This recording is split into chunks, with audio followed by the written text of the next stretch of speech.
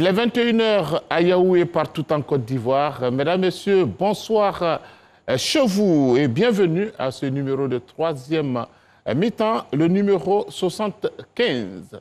Il y a eu bel et bien passation de charge entre Fekese Lambert et le ministre François Albert Amicha le 16 juin 2021. Fekese Lambert est donc parti. A-t-il laissé un bilan parfait, presque parfait, ou est-ce qu'il y a des inquiétudes? COCAN 2023, pourquoi un changement de direction?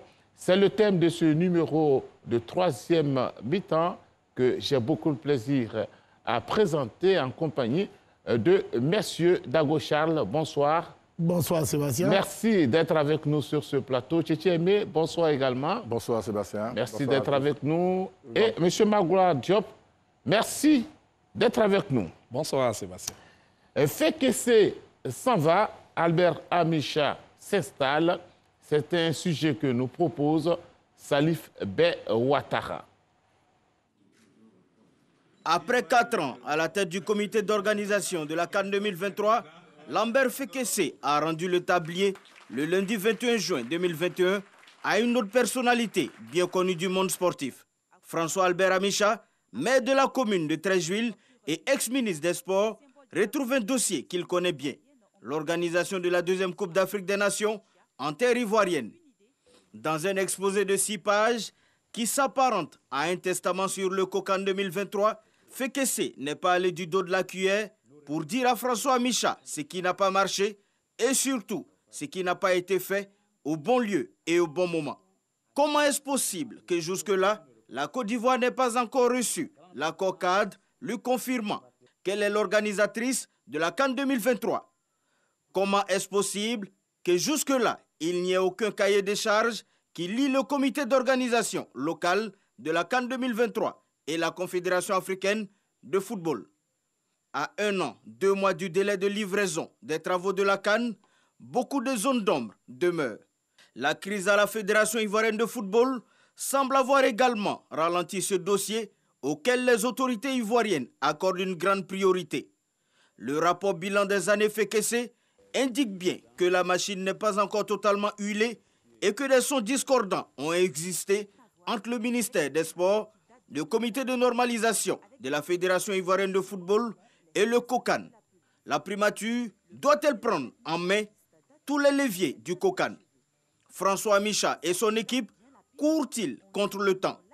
Que faut-il faire d'urgence au niveau des chantiers pour sauver la CAN 2023?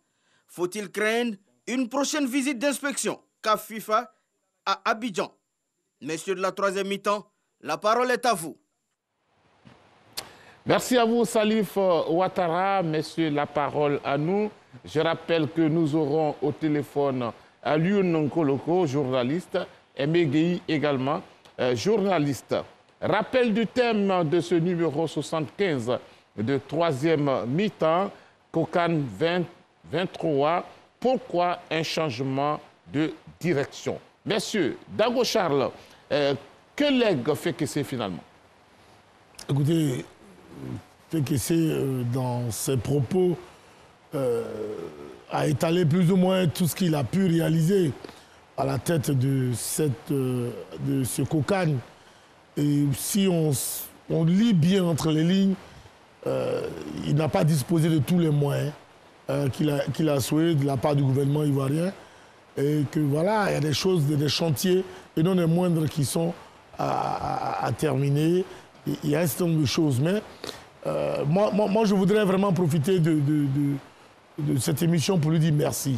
Parce que quand on écoute un peu, quand on lit, on parcourt un peu tout ce qu'il a pu dire, on se rend bien compte que lui et ses différents collaborateurs au sein de ce COCAN-là, ils ont bossé sérieusement. Ils ont tout planifié, ils ont tenu compte de tout, mais certainement des choses au niveau politique, au niveau des décideurs, des choses ont manqué et qui ont fait que, bon, ils n'ont pas pu peut-être arriver au bout de leur mission. Maintenant, nous, on se pose la question, pourquoi ce changement? On aurait dû donc leur donner tous les moyens, si on s'en tient à ce qu'il nous a donné comme information, mais malheureusement, ils n'ont pas bénéficié de ces moyens. En tout cas, moi, personnellement, je le félicite pour tout ce qu'il a pu apporter durant sa collaboration avec tous ses collaborateurs. Monsieur Tchétchémé? Alors, Sébastien, je dirais que M. Fekese laisse un livre blanc contenant toutes les propositions du COCAN qu'il a dirigé et pour permettre à la Côte d'Ivoire d'organiser une CAN de grande qualité. Ensuite, il a laissé un master plan qui constitue la boussole du COCAN et qui va gérer à partir de ce master plan-là, qui va suivre les travaux des infrastructures qui ont commencé, qui sont en train de finir pour certaines, et puis suivre, mais de façon parfaite, l'organisation de la CAN en 2023. Voilà les documents importants, extrêmement importants qu'il laisse au ministre Amicha, qui vient le suppléer. C'est vrai qu'ils ont eu beaucoup de difficultés parce que, souvenez-vous que le déplacement, le report de la CAN de 2021 à 2023 avait mis en veilleuse toutes les structures de la commission du COCAN, toutes les commissions. Et donc, c'est vrai qu'ils ont failli à un certain moment sur certains détails, mais il faut le reconnaître, Fekese a vraiment déblayé le terrain pour le président qui arrive. D'accord. Magua Diop? Sébastien, je retiens que M. Fekese a été au cœur de cette candidature-là de la Côte d'Ivoire depuis 2013, depuis le comité des candidatures, jusqu'à ce qu'il soit nommé président du comité d'organisation. Donc de 2013 jusqu'à 2021, il a été au cœur de l'organisation de la CAN en Côte d'Ivoire. Il a même piloté l'organisation. Et donc, c'est un grand commis de l'État qui a donné le meilleur de lui-même à ce poste-là et qui laisse la place à un autre grand commis de l'État qui, lui aussi, a déjà fait ses preuves dans le monde du sport ivoirien. Fekese a fait sa part et il a fait beaucoup, mais aussi beaucoup reste à faire. Et il passe le relais au ministre François Amichia. Maintenant, la grande question, où en est le ministre avec son projet de décret pour réformer le COCAN? Puisque officiellement, le ministre n'a pas encore dit qu'il renonçait à cela. Est-ce qu'il va faire ressurgir ce décret-là? On se pose encore la question. Ce d'autant plus qu'il ne s'est pas encore prononcé sur ce qui se passe actuellement au COCAN. Donc, ce qu'on retient, c'est qu'à 2 ans de l'organisation de la Coupe d'Afrique en Côte d'Ivoire, il y a un réaménagement au sein du COCAN et beaucoup reste encore à faire. D'accord. Je viens à vous tout à l'heure. Ngoloko, bonsoir.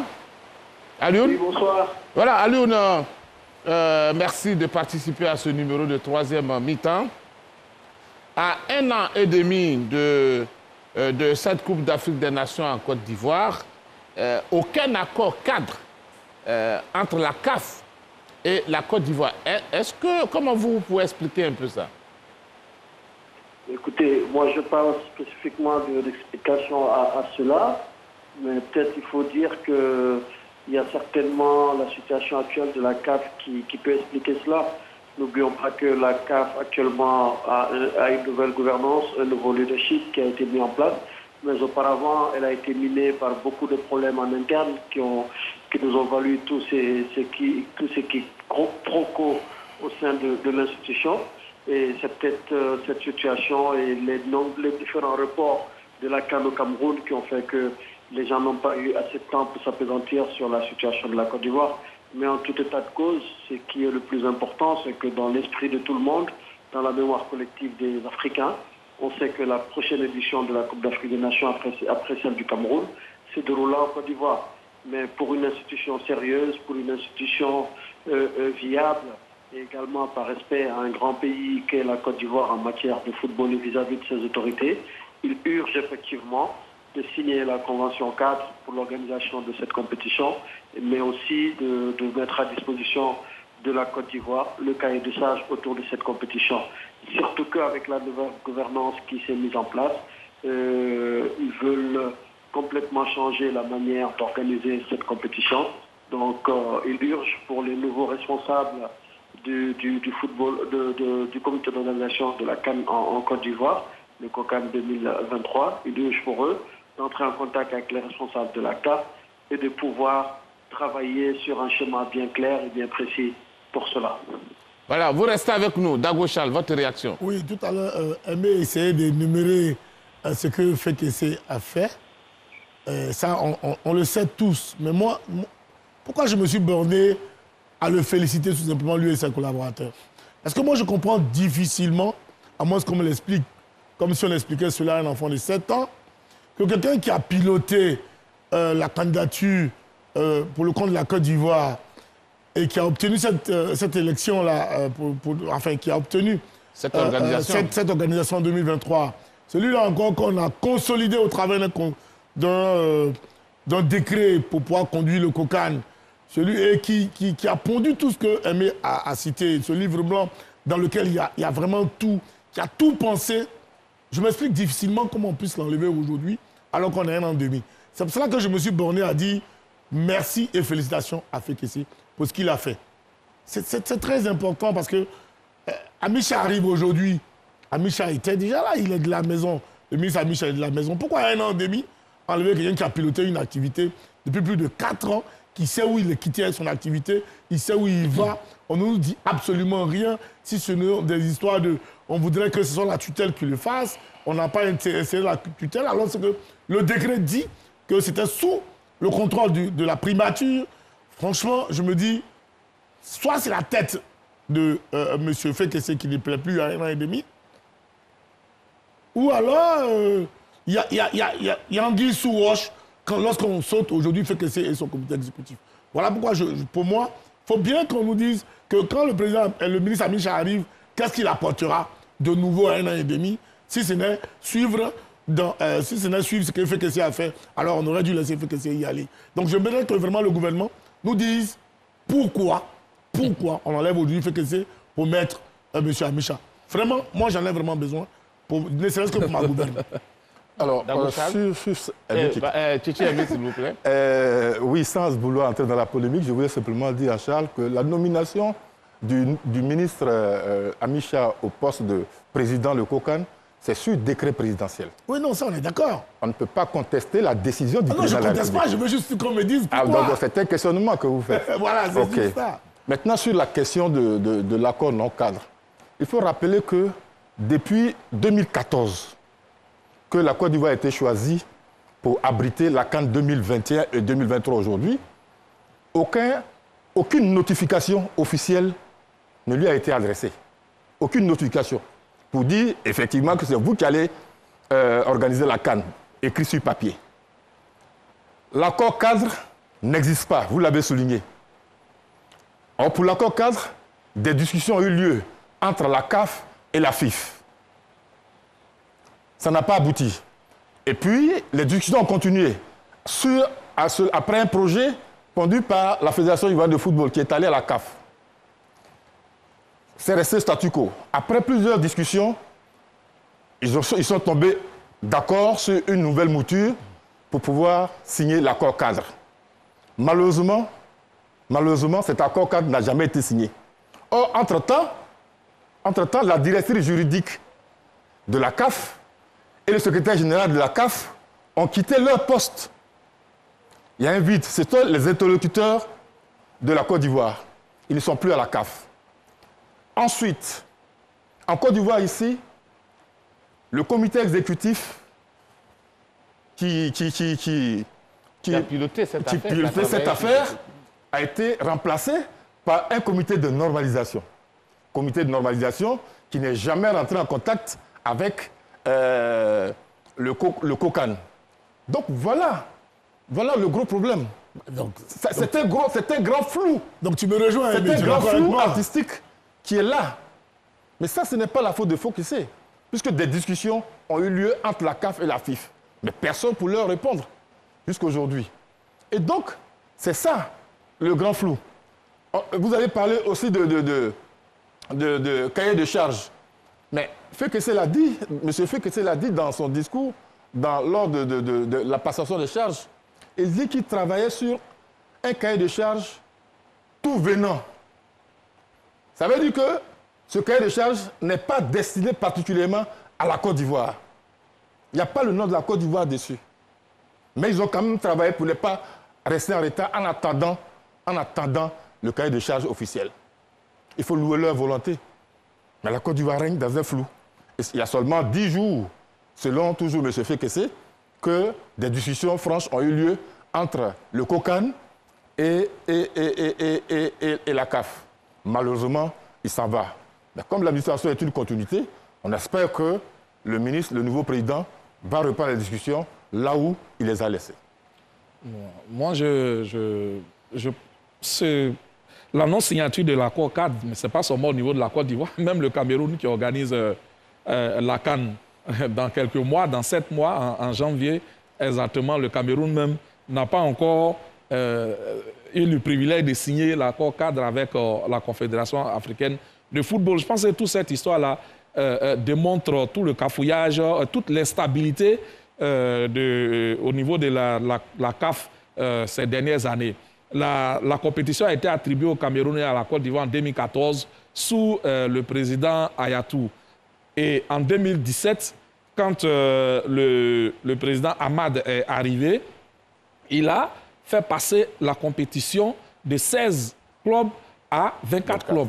Donc, du coup, cela a tout remis en cause. Il fallait tout revoir. Donc, je pense que ce changement, quand même important, a dû jouer dans la non-signature de cet accord-là entre la CAF et les pays organisateurs. Ça, c'est de 1. Maintenant, de 2, je pense également que la CAF, sous le président Ahmad, n'avait pas confiance en la Côte d'Ivoire et au Cameroun. D'abord au Cameroun et à la Côte d'Ivoire. La preuve, il a retiré l'organisation de la CAN au Cameroun en 2019 pour l'attribuer à, comment on appelle, à l'Égypte. On se souvient que le président Ahmad est venu en Côte d'Ivoire ici, où il a dit qu'il ne pouvait pas attribuer l'organisation de la CAN à la Côte d'Ivoire parce qu'il n'y avait même pas de stade en Côte d'Ivoire. Ça a choqué les Ivoiriens.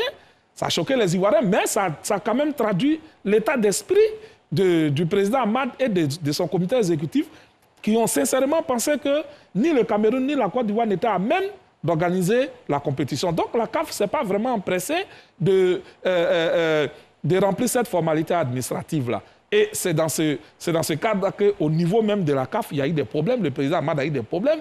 Et ensuite, il y a eu cette élection-là. Il a été remplacé, la nouvelle équipe est arrivée.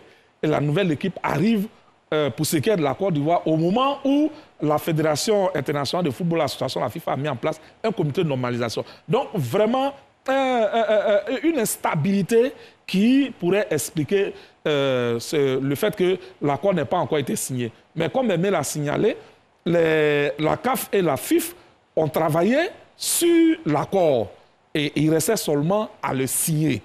C'est tout. Oui, à le signer. Mais ce n'est pas encore fait. Maintenant, ça dépend de la CAF. C'est à elle qu'appartient la compétition. C'est elle qui va déterminer le moment auquel elle va signer cet accord avec la Côte d'Ivoire. Mais tant que le Cameroun ne l'a pas signé, nous, pour le moment, ne rêvons pas à le signer. Alioune Ngoloko, vous êtes là? Vous êtes là, Alioune? Non. Alioune, vous êtes là? Oui, je vous entends. Vous m'entendez? Oui, je vous entends. Alors, Alioune, est-ce que pour vous, le changement au niveau de la tête du COCAN en Côte d'Ivoire, est-ce que ça vous inquiète un peu? Écoutez, je ne saurais répondre en tant que citoyen sénégalais vis-à-vis de ça, parce que ça reste avant tout une affaire interne à la Côte d'Ivoire. Mais en tant qu'observateur du football africain, je peux me baser sur le principe de la continuité de l'État pour dire que ça ne devrait pas poser de grandes choses, surtout que l'équipe sortante avait déjà commencé à travailler, poser les jalons d'une belle réussite en matière d'organisation de la Côte d'Ivoire. Il n'y a pas de raison qu'à l'état où ils ont laissé le travail, ils ne puissent pas être continués et bien continués. Donc pour moi, je ne me fais aucun doute. J'ai foi au génie du peuple de Côte d'Ivoire. J'ai foi à la capacité d'organisation de ce pays, parce que la Côte d'Ivoire a déjà organisé une Coupe d'Afrique des Nations, elle a déjà organisé un CHAN, Elle a déjà organisé des Jeux de la francophonie. Donc, en matière de métier, d'expérience, on n'a pas à s'inquiéter de ce point de vue. Donc, j'ai l'intime conviction que ce changement à la tête du COCAN n'empêchera pas la Côte d'Ivoire d'aller au bout de son organisation et surtout de faire une belle et bonne organisation. Ça, c'est ma conviction personnelle. Alors, Alioune, est-ce que le vide juridique ne peut pas poser problème les jours à venir? Non, il n'y a pas le vide juridique par rapport à quoi. Je ne pense pas qu'il y ait un vide juridique parce qu'il y a des interlocuteurs des deux côtés, que ce soit au niveau de la CAF, il y a une nouvelle administration qui est mise en place, que ce soit au niveau du COCAN, il y a une nouvelle direction qui est également mise en place. Et donc, il appartient aux deux entités de prendre contact et de commencer à se parler pour continuer le travail là où il était. Dans toute administration, il y a un principe de continuité du travail, donc ça ne devrait pas poser de problème. Je ne pense pas qu'il y ait un vide juridique. Si le fait que la Convention cadre n'ait pas encore été signée ne peut pas être assimilé à un vide juridique, parce que certainement il y a le dernier intervenant qui a essayé d'expliquer un petit peu le pourquoi ou du retard, le fait qu'il y a eu effectivement le changement en termes de nombre de pays participants à la CAN, ça peut aussi expliquer cela. Il faut réadapter le cahier des sages, il faut tout réadapter, il faut remettre en place la convention cadre également. Et c'est ce qu'il fait sur le Cameroun. Il y a eu récemment, la semaine passée, une mission du secrétaire général de la CAF qui était au Cameroun et qui est revenu sur les préparatifs de la CAN au Cameroun. Il a confirmé que le Cameroun organiserait bel et bien la prochaine CAN, parce qu'il y a eu des rumeurs disant que cela n'allait pas être le cas. Et dans la foulée, en le confirmant, ils ont également ouvert un bureau de la CAF au Cameroun pour plus de proximité, pour plus d'accélération dans le processus d'opération. Et je suppose qu'ils feront peut-être le même dispositif sur la Côte d'Ivoire après la CAN du Cameroun. Cela dit, je pense que c'est parce que ils sont actuellement focalisés sur ce qui se passe au Cameroun, sur l'organisation de la CAN qui est plus proche là-bas qu'en Côte d'Ivoire. Mais je pense que dès que le coup de sifflet final sera donné sur la CAN du Cameroun, tous les yeux, toutes les énergies, tous les efforts convergeront directement vers la Côte d'Ivoire pour qu'elle soit dans les temps et qu'elle puisse organiser une belle CAN. D'accord, Alioune, on va vous laisser quelques minutes, le temps de prendre Aimé Gueye, et puis on va revenir avec vous pour parler des infrastructures. À tout de suite. Merci beaucoup. Dago Charles, le silence, est-ce que le silence du CONOR face à ce dossier, quand même, vous inquiétez un tout petit peu? Non, moi, ça ne m'inquiète pas du tout, parce que je suppose que le CONOR a même de nous faire comprendre que ça ne fait pas partie de son cahier des charges, que le CONOR n'est pas venu pour régler la question qui pourrait découler de l'organisation de la Coupe d'Afrique des Nations en Côte d'Ivoire. Parce qu'on connaît tous le cahier des charges du CONOR. Voilà, sauf que M. Fekese nous a expliqué qu'ils ont saisi le CONOR et le CONOR n'a pas donné de suite à cette requête-là. Voilà ce qui est inquiétant. C'est pour ça que moi, je reste encore dubitatif. Je voudrais qu'on revienne à la question centrale. C'est vrai qu'on va parler d'accords, cadres, tout ça, mais la question fondamentale, c'est pourquoi on enlève Fekese aujourd'hui? Non, c'est une question fondamentale. Non, je viens. C'est pas un problème. Si. Ça a été déjà fait. C'est pas un problème. Non, je veux bien qu'on comprenne. Oui, parce qu'il faut qu'on nous dise, le ministre Dao Paulin avait souhaité la tête de M. Fekese. M. Fekese nous a expliqué. Ça n'a jamais été dit que le ministre... De cette façon. Bon, écoutez... Le ministre voulait organiser... D'accord. Toujours est-il que le ministre Dao Paulin aurait bien voulu que ça soit que son ministère participe à l'organisation de ce COCAN-là. Alors que le décret disait que le COCAN était sous la direction de la primature. Le dernier décret encore met le ministre Amicha sous la direction de la primature toujours. Et donc on se rend bien compte qu'il y avait un problème. Ça veut dire que M. Fekese et son collège posaient un problème au ministère. Non, en fait, M. Dago, vous pensez qu'il y a un problème, sinon en réalité, il n'y a pas de problème. Ah non, moi je suis convaincu qu'il y a un problème. En réalité, il n'y a pas de problème. Est-ce que quelqu'un qui a bossé comme Fekese l'a étalé dans son document, il n'y a pas de raison qu'à un an et demi, on enlève sans explication. Quelquefois, quand vous êtes essoufflé, c'est tout à fait normal que qu'on envoie une nouvelle Bon, équipe. d'accord. Alors, monsieur Tchétché Aimé, est-ce que c'est vrai que Fekese ça va, mais est-ce que on doit forcément changer toute l'équipe? Ah non. Ben, Ah non. Ah non. On est déjà à 1 an et demi. On ne peut pas. En tout cas, je ne l'envisage pas. Je ne l'envisage pas. Changer d'équipe, c'est-à-dire qu'on peut changer la tête, c'est déjà fait.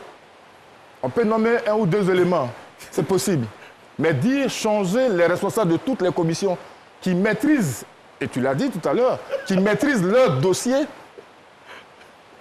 ce serait reparti de zéro. On ne peut pas faire ça. donc, c'est M. Fekese qui pose On ne le peut pas problème. faire ça. Moi, je ne peux pas... Comme on dit chez nous, ce n'est pas dans ma bouche, vous avez maillé piment. Bon, voilà. Moi, j'ai dit ce que je sais de ce dossier. Je dis que le président de la République a signé un décret. Moi, je n'ai pas à en discuter. Non, Point. on est tous d'accord que Sur, c'est un décret signé par le président. Sur votre question, je voudrais dire que ce serait aberrant. Ce serait aberrant de chasser tous les responsables de commission parce que ça voudrait dire que le nouveau président va aller chercher 3 nouveaux vice-présidents et tous les responsables de commission, y compris les membres de commission. On peut faire ça? Non. Magua Diop, Oui, je pense que... je vous sens un peu timide aujourd'hui. Non, ça... non, en fait... Allons-y, mettons le pied dans En le fait, plat. je pense que techniquement, c'est possible. Disons, les textes donnent la possibilité au nouveau responsable, au nouveau président du COCAN de procéder à tous ces changements-là s'il le désire, s'il le veut, si tant est que c'est sa volonté. Puisque les textes disent quoi? Le président du COCAN est nommé par décret présidentiel, ce qui est fait pour le ministre Amichia. Maintenant, les présidents de commission sont nommés par arrêté ministériel sur proposition du président du COCAN. Donc, si le ministre Amichia estime aujourd'hui qu'il veut changer des personnes à la tête de certaines commissions, il peut le faire, ça dépend de lui. Maintenant, est-ce qu'il va le faire? Ça, je ne saurais le dire, mais il peut le faire. Il peut le faire. Et puis maintenant, les autres membres là, du COCAN, ce sont des décisions qui sont prises par le président du COCAN. Donc, il a le pouvoir aujourd'hui. Il a le pouvoir, il peut faire. Il peut faire. Il a le pouvoir, mais est-ce que ce serait normal de faire ça? Non, mais il a le pouvoir. Alors, maintenant, toi-même, tu as dit tout à l'heure qu'il y a un master plan qui a été fait. C'est-à-dire qu'il y a un cadre de travail qui a été établi. Donc, s'il veut changer les hommes, mais il peut le faire. Il peut le faire, ça dépend de lui. Ça dépend de lui s'il veut le faire. Maintenant, quant à juger est-ce que c'est bien, est-ce que c'est pas bien, moi je regarde l'efficacité. Sa décision, s'il prend cette décision-là, comment sera-t-elle interprétée? C'est tout. Et est-ce qu'elle sera prise dans un sens d'efficacité? C'est la question qu'il faut se poser. Parce que les membres du COCAN, il y a 3 qui viennent de la FIF, selon les textes. 3 viennent de la FIF. 3 viennent du ministère, 3 viennent des ministères techniques là, et puis il y a 7 personnalités qui sont, comment on appelle, choisies dans la société civile et puis dans le privé. Voici toutes ces personnes-là qui composent... Dans le milieu du sport. Qui composent pas forcément dans le milieu du sport, parce que toi-même, tu l'as dit tout à l'heure, le COCAN, ce n'est pas seulement le sport. Il y a beaucoup de choses dans le COCAN. Il y a l'hébergement, et ça, ce n'est pas les sportifs qui sont spécialistes de ça. Il y a la santé, ça, ce n'est pas les sportifs qui sont spécialistes de ça. Donc, le président du COCAN aujourd'hui, il a tous les pouvoirs. Maintenant, on le regarde. On le regarde. Est-ce qu'il va... S'il change, on lui demandera pourquoi il change. Maintenant, s'il ne change, contrairement au président de la République qui a un pouvoir discrétionnaire, lui, le ministre, il sera obligé de nous expliquer quand même pourquoi il change. Voilà. Donc, c'est ce que je pense maintenant... le comité de normalisation, il est clair que la Confédération africaine de football, en l'état actuel, avec un comité provisoire qui a été mis en place jusqu'au 31 décembre 2021, la CAF ne peut pas signer de convention avec ce comité provisoire-là. Ce n'est pas possible. Alors que la compétition est en 2022. Donc la CAF va attendre que ce comité provisoire-là finisse sa mission pour signer la convention avec la nouvelle équipe qui va arriver. Donc, en réalité, le CONO n'avait rien à voir avec... Mais le comité de normalisation s'il a été sollicité, il devrait répondre. Je ne sais pas s'il a été sollicité aussi bien par la CAF que par le COCAN. Ce que je sais, c'est que le président du COCAN sortant, le président sortant du COCAN a dit qu'il y a des correspondances ou des rapports qui ont été acheminés au comité de normalisation. Le rapport du premier trimestre. Et ils n'ont pas eu de retour. D'accord, monsieur. Et qu'il n'y a aucun contact entre eux depuis lors et le comité de normalisation. On va passer à la deuxième chose, mais avant, monsieur Aimé Gueye, bonsoir. Bonsoir, Sébastien, bonsoir à tous. Alors, juste une question, et puis on va passer à la deuxième partie de cette émission. Dites-nous, est-ce que vous étiez un peu surpris quand même du changement à la tête du COCAN? Surpris, non, parce que l'État de Côte d'Ivoire met beaucoup d'argent dans l'organisation de la Coupe d'Afrique des Nations. Et je pense que l'État de Côte d'Ivoire a le devoir de mettre qui il veut à la tête de ce COCAN-là. Donc je ne suis pas surpris sur cette tête-là. Mais où je suis un peu inquiet, c'est les différents défis à relever.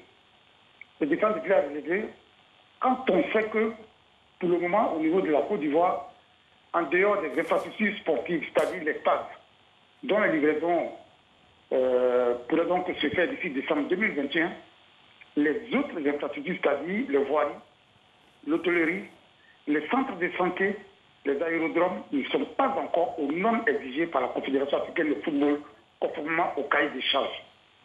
Et ça, c'est très important. Vous avez un cahier de charges? Pardon? Avez-vous un cahier de charges? Oui, mais à chaque fois qu'il y a une compétition, la Confédération africaine de football... D'accord, allons-y. La Confédération africaine de football impose un cahier de charges à chaque pays organisateur. Donc je pense que l'ancien directeur général des impôts, il a prévenu le tout nouveau patron du COCAN qui, à moins de 2 ans pour organiser donc cette Coupe d'Afrique des Nations, il y reste beaucoup à faire. Je note qu'il reste beaucoup à faire. Et les difficultés sont encore plus immenses quand on voit un peu la guéguerre qu'il y a au niveau de la Fédération ivoirienne de football avec l'épisode des élections. Et je pense que le tout nouveau président qui arrive, M. Albert François Abicha, il a un vaste chantier à faire. Et rapidement, il faut qu'il prenne le taureau par le corne pour ne pas qu'on subisse la même pression que subit donc en ce moment le Cameroun. Parce que là, après donc la passation des charges, quand vous voyez la mine de fait que c'est le président sortant, je pense qu'il reste beaucoup à faire. Et la Côte d'Ivoire doit faire très vite pour donc bûcher le tout et rapidement remonter les bretelles pour qu'on n'aille pas dans tous les sens. D'accord. On va vous retrouver tout à l'heure. Alors si on va parler maintenant des infrastructures, est-il possible d'avoir à l'une Koloko? Ça va être une très bonne chose. Monsieur Dago Charles, dites-nous, au niveau des infrastructures, l'état des lieux a été présenté. Êtes-vous inquiet? Inquiet? Écoutez, oui, tel que l'état des lieux a été présenté, oui. Oui, c'est vrai que, je dirais, quoi, selon le fait que c'est 60% à peu près des infrastructures sportives étaient sorties de terre, oui. Un certain nombre de terrains en dehors, plus ou moins, par rapport au calendrier jusqu'à décembre 2022, oui, en dehors du stade Félix Houphouët-Boigny qui peut couler jusqu'à 2022, toutes les autres infrastructures sportives, oui, seraient prêtes. Mais là, après, il n'y a pas que ça. C'est de ça qu'on parlait, lorsqu'on parlait du Cameroun, qu'on disait que le Cameroun, selon certaines personnes, ne pouvait pas être prêt. Il n'y a pas seulement que les infrastructures sportives où se joue le football. Il y a aussi les infrastructures hôtelières, hospitalières et routières et autres. À ce niveau-là, il y a un vaste chantier qui reste. Quand on pense qu'on doit aller jouer cette compétition à San Pedro, il n'y a pas encore de voie entre Abidjan et San Pedro. Vraiment, il y a beaucoup de chantiers qui restent à faire. C'est pour cela que moi, je reste toujours dubitatif dans le changement à la tête de cette structure. Et sinon, loin de moi l'idée de penser que le décret présidentiel ne joue pas de sa puissance. Je suis entièrement d'accord. Le chef de l'État, selon les techniciens qui lui font les rapports, voilà, mais quel type de rapport ont-ils fait? Pourquoi le chef de l'État l'a fait que c'est aujourd'hui? Et qu'est-ce qui pourrait se passer de façon extraordinaire pour que Abicha, lui, puisse disposer des moyens dont FECSE n'a pas disposé pour pouvoir mener à bien, justement, les différentes réalisations des différentes infrastructures. Voilà, moi, mon problème aujourd'hui. Sinon, on est tous convaincus qu'il reste beaucoup à faire au niveau des infrastructures, au niveau de tout ce qu'il faut par rapport à la CAN 2023. Voilà. Donc maintenant, bon, j'espère que Abisha, avec un coup de bâton magique, peut-être qu'il pourra nous faire réaliser ça le plus rapidement possible. Voilà. Fort heureusement, FECSE lui a donné un livre à partir duquel il va continuer. Mais si je suis aimé et suis ma gloire, je ne crois pas qu'on puisse enlever la tête et puis laisser tous les membres du comité. Pourquoi on va les laisser? C'est parce que tous ceux-là ont failli qu'on enlève FECSE. Donc s'ils enlèvent FECSE, c'est tous ensemble qu'ils ont failli. On les enlève tous ensemble. Et François Micha met son nouveau comité à lequel il doit travailler. Voilà. Tchétché Aimé, est-ce qu'au niveau des infrastructures, vous avez des inquiétudes? Oui, je vous dirais simplement que l'évolution au niveau des infrastructures est satisfaisante, malgré les difficultés dans les retards contractuels. Ça, c'est très important. La plupart des stades seront livrés, quelqu'un le disait tout à l'heure, entre juin et décembre 2021. Seul un suspense énorme plane sur le stade Fou-Boigny. Le stade Fou-Boigny ne sera pas prêt avant 2022. Voilà. J'ai visité le stade Fou-Boigny depuis hier et je vous dis que c'est dans un état... on ne peut pas espérer de la finition d'un moment à l'autre, premièrement. Ensuite, il y a le stade des Bimpé. Quand on fait un stade, c'est bien, mais il faut y accéder. Est-ce que la voirie là-bas est prête ou sera prête? Ce sont de lourds chantiers. Nous sommes à 1 an et demi de cette compétition. Charles parlait tout à l'heure de San Pedro. Oui, l'axe San Pedro, Grand Bérébi, Abidjan, Grand Bérébi, San Pedro. Il y a du travail à faire sur cette route. Ça n'a pas recommencé. À l'intérieur de San Pedro, il y a 25 km de voirie urbaine à faire. Ça n'a pas commencé. Donc, moi, j'ai confiance à mon pays. J'ai confiance à mon pays. Mais est-ce que les moyens seront dégagés à temps pour faire tous ces grosses œuvres? Il ne faut pas attendre le dernier moment pour mettre les moyens à la disposition et que les gens soient sous pression. Ce ne serait pas intéressant. Voilà ce que je peux dire pour le moment sur les infrastructures. Sur les infrastructures hôtelières, le président FECSE l'a dit lors de passation de charge. Il a dit qu'il a fait des propositions au gouvernement ivoirien. Ces propositions ont été carrément refusées. Bon, à l'intérieur du pays, à l'exception de Yamoussoukro, Bouaké et Abidjan, ouais. Est-ce qu'il y a des infrastructures hôtelières à Korogo? Je ne connais pas, je m'excuse. Mais est-ce que c'est suffisant? Est-ce que c'est suffisant? Est-ce qu'à San Pedro, c'est suffisant? Voilà mon inquiétude. Magoula Diop? Sur les infrastructures, il faut dire qu'il y a deux catégories. Il y a les infrastructures sportives et les infrastructures non sportives. Que ce soit les infrastructures sportives ou bien les infrastructures non sportives, je pense que c'est à l'État de Côte d'Ivoire maintenant de se réveiller. Pour moi, le véritable problème réside au niveau de l'État de Côte d'Ivoire. Parce que la balle est maintenant dans son camp. Le moment de sortir les moyens financiers pour réaliser les différents travaux est arrivé.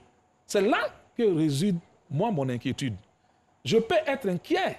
Je dirais que, Sébastien, je suis inquiet parce que l'État de Côte d'Ivoire n'a plus d'argent. En ce moment, je serais inquiet.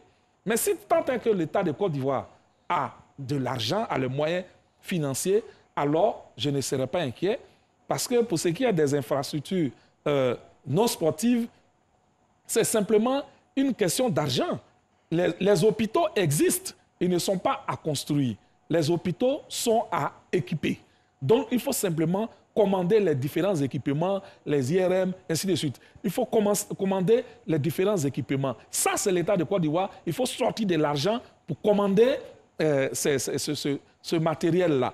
Les travaux à réaliser au niveau des aérodromes, il faut sortir de l'argent. Il ne faut pas qu'on rêve. On ne va pas mettre des aéroports internationaux à l'intérieur du pays. Pas possible.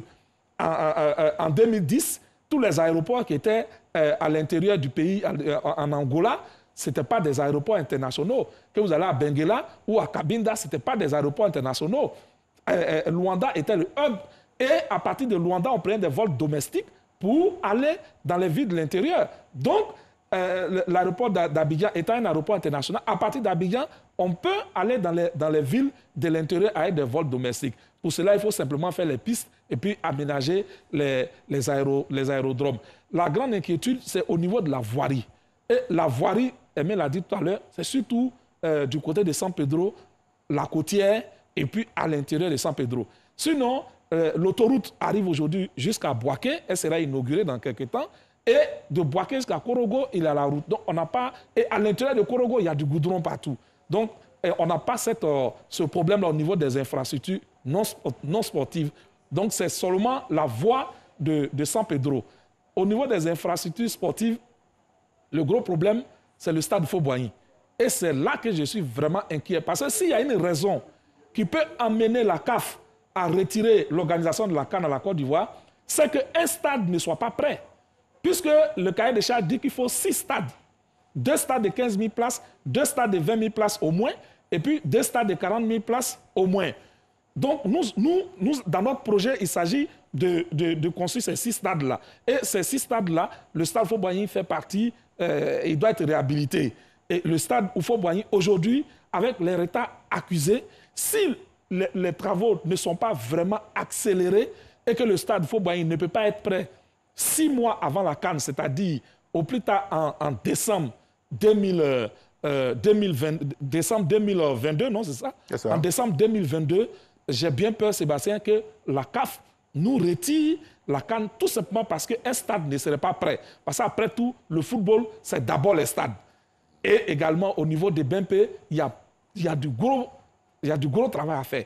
Parce que c'est vrai, le stade nous a été livré comme ça, il est beau, il est bon, mais pour le football, il y a beaucoup de travail à faire. Même le réseau de câblage et tout cela, il y a du travail à faire. Et donc, Sébastien, il faut le dire, il y a beaucoup de travail à faire encore. Mais pour moi, la raison qui pourrait pousser la CAF à retirer l'organisation ou à repousser l'organisation pour ce qui est de la Côte d'Ivoire, ça serait qu'un stade ne soit pas prêt. Sinon, pour les autres, je pense que l'État de Côte d'Ivoire, qui quand même n'est pas un État, comme on appelle, en faillite, peut décaisser les moyens pour réaliser ces différents travaux. Réaction, messieurs? Non, je suis parfaitement d'accord avec lui. Il insiste, et j'insiste aussi sur l'échangeur de EBMP. Jusque-là, rien n'a commencé. Moi, je ne suis pas ingénieur, mais c'est un constat que je fais. J'ai peur parce qu'on est à 1 an et demi. Vous arrivez à EBMP, partout, le terrain, le joyeux est là, hein, mais c'est la brousse. Et c'est difficilement accessible. Voilà, on n'a pas besoin d'avion pour aller là-bas, mais il faut la route. Ce n'est pas en train d'être fait. En fait, Sébastien, il y a un périphérique qui doit être construit, et c'est une autoroute, hein, qui doit mener jusqu'au stade, et avec des échangeurs. Le problème, c'est que nos yeux ne voient rien sur le terrain. C'est ça qui nous inquiète. D'accord. Si au moins on voyait les travaux, monsieur, je viens à vous. On serait rassuré. Le temps de prendre Alioune sur le plan infrastructure. Est-ce qu'après ce que vous avez vu, vous avez quelques inquiétudes quand même au niveau de la Côte d'Ivoire? Alioune? Alors, je pense qu'il nous a lâchés. Allez-y. Oui, moi, quand on nous écoute et on partage notre inquiétude par rapport aux infrastructures, ça me ramène toujours au sujet. Le changement de la tête du... Non, d'accord, il faut qu'on avance. Hein. Non, il faut qu'on avance avec cet élément. Non, il faut qu'on avance. C'est un choix qui a été fait. Non, il faut qu'on avance. Laissez-moi terminer, s'il vous plaît. Parce que le COCAN existe depuis 2014 pratiquement. Jusqu'à aujourd'hui, on a 1 an et demi. Depuis 2017. Depuis 2017, pardon. On a 1 an et demi et nous sommes inquiets. Et aujourd'hui, à 1 an et demi, nous sommes inquiets. J'ai posé une question. Est-ce que vous êtes inquiet? C'est vous qui êtes inquiet. Oui, mais c'est ce que je dis. Donc, mais nous partageons cette inquiétude-là, nous sommes d'accord. Est-ce que nous partageons cette inquiétude-là? Oui, nous sommes d'accord. Et aujourd'hui, s'opère le changement à la tête de ce COCAN-là. Et nous sommes à 1 an et demi. À 1 an et demi, nous sommes toujours inquiets par rapport aux infrastructures. Voilà un peu ce que je veux Je vais te faire comprendre. Ce sont ces inquiétudes qui ont amené le changement. Ben justement, donc ça voudrait dire donc ça veut que dire que tout va se faire. A failli. Voilà. C'est ce mot que vous n'avez pas voulu dire depuis. Mais non, ça, je prends votre déduction. Oui. Disons-le clairement, non, si c'est ce que vous pensez. Oui, je voulais prendre la parole parce que j'ai une information. Et l'information que j'ai, c'est que la Confédération africaine de football va ouvrir très bientôt un bureau à Abidjan, comme elle a eu à le faire au Cameroun. Et donc, elle va venir ouvrir très bientôt, cela ne va pas tarder, peut-être dans les 2 mois qui viennent, elle va venir ouvrir un bureau. Le secrétaire général de la CAF, certainement, viendra ici et la CAF va ouvrir un bureau à Abidjan pour, justement, faire accélérer les travaux. Donc, c'est pour dire que les inquiétudes demeurent et ce bureau que la CAF vient installer là démontre effectivement que il y a des inquiétudes et démontre aussi, traduit aussi la volonté de la CAF de voir la Côte d'Ivoire organisée. De voir la Côte d'Ivoire mettre beaucoup plus d'entrain dans la préparation de cet événement-là et surtout pour ce qui est des infrastructures. Parce qu'il y a beaucoup de choses, même en ce qui concerne les médias, Sébastien, en ce qui concerne les médias, il y a des caméras. Chaque stade, c'est au moins 20 caméras. Chaque stade, c'est au moins 20 caméras. On a 6 stades. Il va être content, Sébastien. C'est au moins 20 caméras. Donc, ça fait 120 caméras. Et cet équipement est à la charge de l'État de Côte d'Ivoire. Maintenant, est-ce qu'il faut louer ce matériel audiovisuel-là? Ça reviendrait 2-3 fois plus cher que d'acheter et de mettre à disposition des compétitions locales. Donc, c'est pour dire que, franchement, je pense qu'il faut attirer l'attention de l'État de Côte d'Ivoire pour qu'enfin, il consente à décaisser, à mettre en œuvre le budget et que l'argent commence à sortir pour qu'on commence à acheter les équipements et qu'on commence à, qu'on accélère les travaux pour les terminer dans les délais. D'accord. Je crois que malheureusement, on n'aura pas Alioune Ngoloko. Monsieur... Vous m'entendez? Oui, je vous entends, Alioune. Ah ouais? Vous êtes là? Oui, je suis là, moi je vous entends. J'écoute avec beaucoup de passion le débat. D'accord. Alors, Alioune, au niveau des infrastructures, est-ce que vous avez foi? Vous dites que tout va aller pour le mieux pour la Côte d'Ivoire? Est-ce qu'on sera prêt? Je l'ai déjà dit auparavant, c'est un grand pays qui est habitué à organiser de grandes compétitions et qui a surtout les moyens d'organiser une compétition de la dimension de la Coupe d'Afrique des Nations de football. Cela dit, il faut une vraie volonté politique, comme ça a été dit sur le plateau tantôt. Il faut une bonne organisation de travail, il faut une vraie volonté politique, mais surtout, il faut également pas forcément voir les choses en très très très grand, mais de manière raisonnable, c'est-à-dire ce qui reste du domaine du raisonnable, parce que le pays a aussi d'autres priorités. Et donc, cela dit, les infrastructures restent le nœud gordien d'organisation d'événements de ce genre, mais il n'y a pas que les infrastructures, on oublie souvent le service, le personnel qui va travailler, les volontaires, les médias, les hôpitaux, la qualité de service fourni dans les hôpitaux, et tout ça contribue à ce qui fait une bonne organisation et un bon tournoi. Alors, vous avez parlé de formation, surtout des bénévoles et autres. C'est important que ce soit les bénévoles, que ce soit les officiers de la sécurité, c'est-à-dire tous les acteurs au quotidien du comité d'organisation ou de ceux qui vont travailler autour de cette programme doivent être formés et formés au niveau du pays d'abord, afin que cela puisse être une très belle fête. Et pourquoi pas étendre cette qualité de formation dans le cadre de l'héritage du Cocan en Côte d'Ivoire vers les pays voisins. Je pense au Burkina Faso, je pense au Mali, je pense au Libéria, je pense à la Guinée et à tous ces pays limitrophes de la Côte d'Ivoire. Ce sont des détails importants pour la CAF? Oui, écoutez, je n'ai pas pour prétention de parler au nom de la CAF, mais c'est ce qui se fait d'habitude dans tous les grands pays du monde quand il y a des événements de cette nature. D'accord. En tout cas, merci à vous, Alioune Ngoloko, pour votre participation à ce numéro de troisième mi-temps. Merci beaucoup. C'est moi qui vous remercie. Au plaisir de vous réécouter bientôt. Merci bien. Alors, messieurs, on va tirer les conclusions déjà. Dago Charles, quelle est votre conclusion espoir? Oui, oui. J'espère que l'arrivée d'Amicha va permettre, surtout au gouvernement, de donner beaucoup plus de passer beaucoup plus de moyens afin qu'il puisse booster la réalisation des infrastructures. Voilà les moyens qui n'ont pas été mis à la disposition de FEKC. Et voilà ce qui a fait qu'on l'a enlevé. Donc j'espère que Amicha va bénéficier de beaucoup de moyens pour pouvoir nous enlever toutes les inquiétudes là, que nous venons d'exprimer sur ce plateau, parce que la CAN 2023, elle est importante pour la Côte d'Ivoire. D'accord. Monsieur Magoula Diop? Oui, je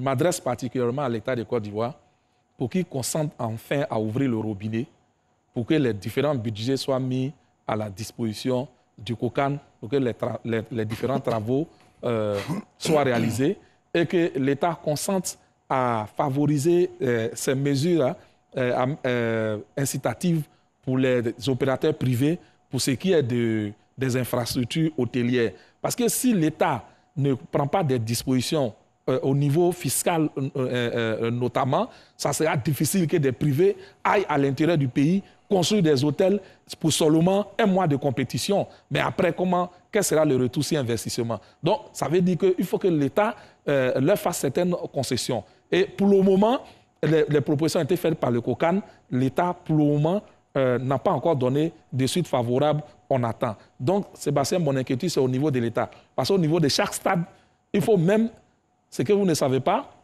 c'est qu'en plus de la source régulière d'électricité, il faut un générateur de substitution, c'est-à-dire un groupe électrogène. Donc, chaque stade, il faut un groupe électrogène. Et ça, c'est des trucs qu'il faut installer. D'accord. C'est de l'argent. Voilà. On a tous relevé des insuffisances ici, dans tous les domaines, quand on a fait l'état des lieux. Or, ces insuffisances-là sont confirmées dans un rapport qui date de la deuxième visite d'inspection de la CAF qui a eu lieu ici en Côte d'Ivoire du 2 au 8 décembre 2020. Est-ce que l'État de Côte d'Ivoire va enfin tenir compte pour que les travaux avancent? Surtout que dans ce rapport, on parle de la non-conformité, et Magoua le soulignait tout à l'heure, de la non-conformité du stade d'Ebipé qui porte le nom du président de la République. D'accord. Merci en tout cas à vous, messieurs. Encore une fois, on dit bravo, hein, bravo et puis courage à M. FEKC pour tout ce qu'il a fait. Le travail, en tout cas, abattu au niveau du COCAN. Et puis, bonne arrivée à M. François-Albert Amicha, à qui nous souhaitons bonne arrivée encore une fois. Et puis, beaucoup de courage, beaucoup de chance pour la réussite de votre mission. Et puis, on dit merci également au ministre des Sports pour son soutien. Et nous pensons que la Côte d'Ivoire restera toujours la Côte d'Ivoire qui gagne. C'est ici qu'on s'arrête. Merci et bonne suite de programme sur RTI2.